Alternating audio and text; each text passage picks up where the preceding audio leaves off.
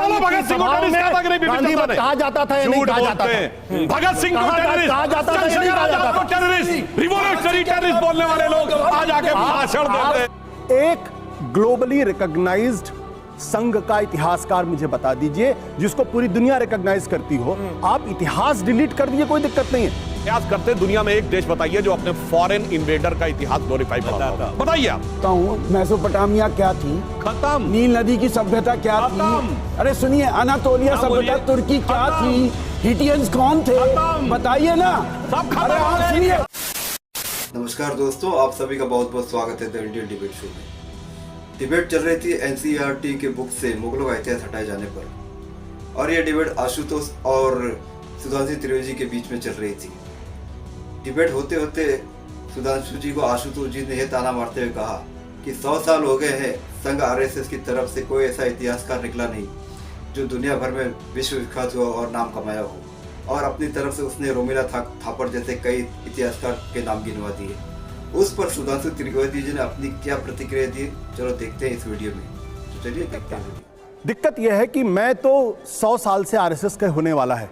एक globally recognised संघ का इतिहासकार मुझे बता दीजिए जिसको पूरी दुनिया रिकॉग्नाइज करती हो। आप इतिहास डिलीट कर दीजिए, कोई दिक्कत नहीं है। इतिहास लिखिए तो आप इतिहास आप बार बार कहते इतिहास में गलत, अरे गलत पढ़ाया जा रहा तो लिखो ना इतिहास। बनो ना रोमिला थापर की तरीके से एक बड़ा इतिहासकार, बनिए ना बिपिन चंद्रा की तरीके से, बनिए ना केन पनिकर की तरीके से, बनिए ना सतीश चंद्रा की तरीके से। क्यों नहीं आपके यहाँ कोई बड़ा बड़ा इतिहासकार पैदा हो पाए जो लिख पाए, जो हिस्ट्री कर। एकमात्र इतिहासकार जो बीजेपी आरएसएस के तो नहीं है, वो है हिंदू महासभा के, वो वीर सावरकर। आप उनकी किताब पढ़ लीजिए, 6 glorious epochs of Indian history. आपको पता चलेगा कि पैरेलल हिस्ट्री लिखने की कोशिश की गई। आप उनका 1857 का जो युद्ध है, जो लड़ाई, जो मुंह से सुपारी निकाल के बात कर रहे बाबा। इसके मुंह में पैदाइशी सुपारी है, ये तोतला है। ठीक है, ठीक है, बात मैं कर रहा हूं। मैं कह रहा हूं कि इतिहास में विमर्श होना चाहिए, इतिहास में जंग नहीं होनी चाहिए। आप इतिहास लिखिए, स्थापित करिए। आप इतिहास स्थापित नहीं कर रहे हैं, आप इतिहास को मिटा रहे हैं। आप गांधी के विमर्श आपको नजर नहीं आ रहा है। गांधी जी पर और आरएसएस पर हम आएंगे, राइट विंग के, लेकिन अभी मुगलों पर मैं जानना चाहूंगा। संघ के पास विमर्श नाम की कोई चीज है ही नहीं। अगर होती तो 100 सालों के अंदर हिंदुस्तान का इतिहास लिखकर बोलते। बता दूं, उन्होंने कहा रोमिला थापर बहुत बड़ी इतिहासकार हैं, जिनका वो वीडियो आपने देखा होगा। इन्होंने कहा जब युधिष्ठिर को राज्य संभालने के लिए कहा जा रहा था तो उसके मन में भाव आया कि नहीं, मैं राज्य नहीं संभालना चाहूंगा। Renunciation was inspired by Ashoka. मतलब जो युधिष्ठिर का इंस्पिरेशन अशोका से लेने की बात करते हो, वो कितने महान इतिहासकार होंगे, सब समझाओ। बाबर का नाम हर हिंदुस्तानी जानता, जो 1527 में आया, 30 में मर गया, 2.5 साल में। उससे ज्यादा जनता दल ने शासन किया इस देश पे, जिनके लोगों के नाम नहीं जानते लोग। 550 साल पहले के 2.5 साल वाले शासक का नाम सबको पता। पढ़ने निकले वाले छात्रों को राजनीति से दूर रहना चाहिए। पढ़ाई लिखाई में ध्यान लगाओ, IAS बनो। और सावरकर लिख सकते थे, आप क्यों नहीं लिख सकते थे? 1925 से लेकर 1947 तक तो कांग्रेस का शासन नहीं था ना। लिख के दिखाते ना कम से कम। दूसरी बात, 6 साल अटल बिहारी वाजपेयी का शासन था, 9 साल नरेंद्र मोदी का शासन था। क्यों नहीं नाम हटाया आपने? सारे हटाइए ना।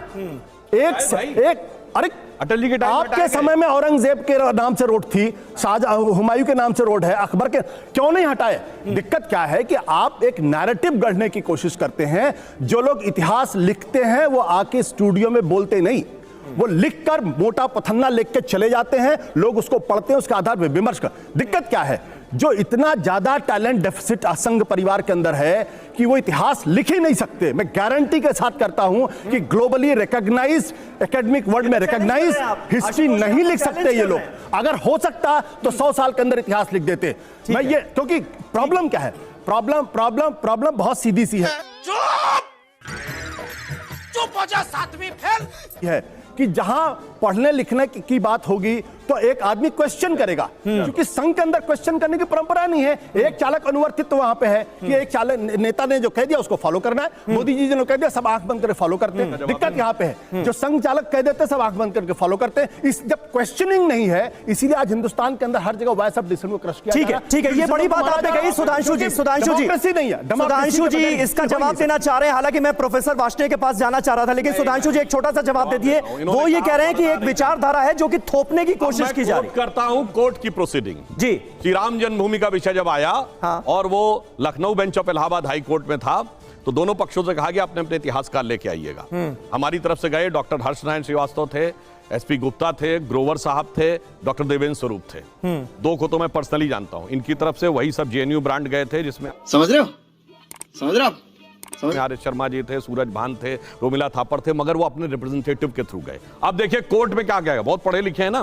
कोर्ट से कहा गया कि साहब ये बताइए, ये एंशिएंट इंडिया का विषय, आप में से कितने लोगों का विषय एंशिएंट इंडिया है? उन्होंने कहा जी हम नहीं जानते। दूसरा, उन्होंने लिखित में दिया ये आर्कियोलॉजी और कल्चर दो विषय होते हैं, ये खुदाई से रिलेटेड विषय है। उन्होंने कहा जी आर्कियोलॉजी हमारा विषय नहीं। अब आगे की मजेदार बात देखिए, दो सारे डॉक्यूमेंट दो ही लैंग्वेजेस में थे, फारसी में और संस्कृत में। ये जितने बाबरी मस्जिद की तरफ से तथा कथित लेफ्टिस्ट गए थे, इन्होंने कोर्ट में रिटन में दिया है कि ना हमें फारसी आती है ना संस्कृत आती है। गजब है साहब, ना आर्कियोलॉजी आती है ना लिटरेचर आता है, मतलब ना लिखाई आती है ना खुदाई आती है, और दावा ये कि सारी खुदाई आती है। ये तो मैंने कोर्ट की प्रोसीडिंग को ठीक है, ठीक है सर, एक सेकंड। एक लेफ्टिस्ट इतिहासकार जिसने किसी वैदिक गुरुकुल में जाकर संस्कृत पढ़ी हो और तब संस्कृत के ऊपर कमेंट किया हो, जैसे आईआईटी में जाकर। ठीक है, तो यहाँ पर ये बड़ी दिलचस्प कि आप ये कहते हैं कि हमारे फला इतिहासकार ने जो संघ से जुड़े हुए हैं इतनी मोटी किताब लिखी जिसको दुनिया रिकॉग्नाइज करती। आप कोर्ट में जा रहे हैं, दुनिया का मतलब क्या है? रोमिला थापर को, बिपिन चंद्रा को, केएम पनिकर को, सतीश चंद्रा को दुनिया वर्ल्ड के हिस्टोरियन, टॉप हिस्टोरियन रिकॉग्नाइज करते हैं। और यही दक्षिण पंथियों की दिक्कत है। दक्षिण पंथियों का लेखन है ही नहीं, इतिहासकार है ही नहीं, और उनका एकेडमिक्स है ही नहीं, वो सिर्फ क्वेश्चनिंग। ठीक है, आप ये बहुत बड़ा चैलेंज दे रहे हैं और उसके जवाब में सुधांशु जी ने अपने तर्क दिए, लेकिन मुगल बादशाहों का संपूर्ण इतिहास। ठीक है सर, ठीक है, मैं आता हूं। और भी मेहमान हैं, कुछ फैक्ट्स। भैया रे, मैं ये जानना चाहता हूँ मेसोपोटामिया क्या थी, खत्म। नील नदी की सभ्यता क्या थी? अरे सुनिए, अनातोलिया सभ्यता तुर्की क्या थी? हिटियंस कौन थे? बताइए ना। सब खत्म। सुनिए, देखिए मैं आपके बीच में नहीं बोल, खत्म। चलिए, मुगल फालतू क्यों थे ये बता रहा हूं, सुनिए।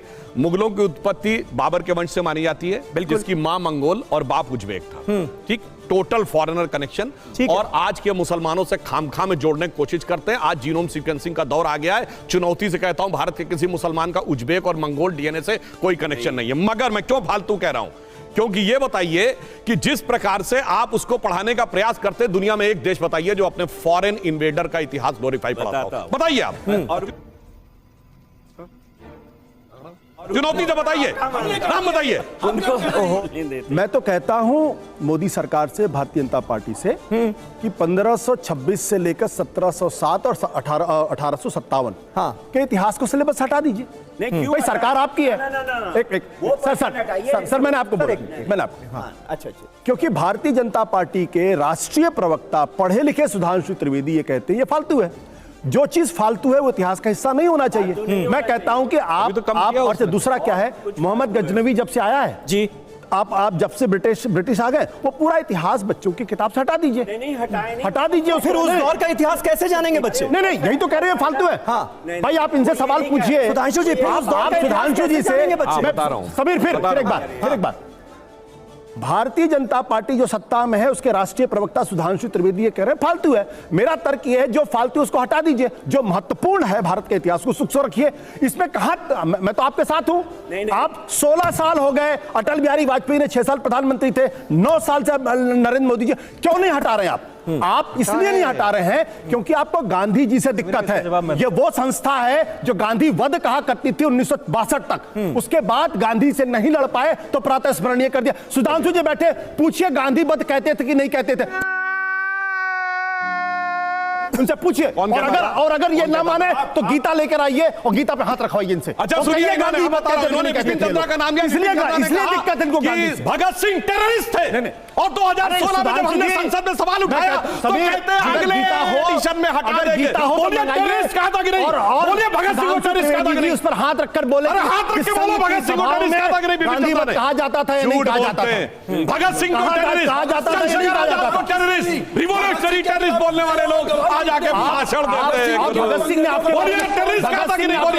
बोलिए टेररिस्ट कहा था कि नहीं? आपके बारे में बंद करो, हाथ जोड़ के मैं मैं मोदी साहब से गुजारिश करता हूँ। तो दोस्तों वीडियो हो गई खत्म। उम्मीद करता हूँ वीडियो आपको पसंद आई होगी। आपने अगर यहाँ तक देखा तो वीडियो आपको जरूर अच्छी लगी होगी, और वीडियो अच्छी लगी तो मैं उम्मीद करता हूँ आप चैनल जरूर सब्सक्राइब करते जाएंगे। मैं इसी तरह का कंटेंट और जो कि सबसे अलग होता है ऐसा कंटेंट हमेशा लाने की कोशिश करता हूँ। तो आपसे यही उम्मीद करूँगा कि आप मुझे सब्सक्राइब कीजिए, मैं आपकी उम्मीद पर खरा उतरूँगा। तो मिलते हैं अगले वीडियो में, तब तक के लिए जय हिंद, वंदे मातरम।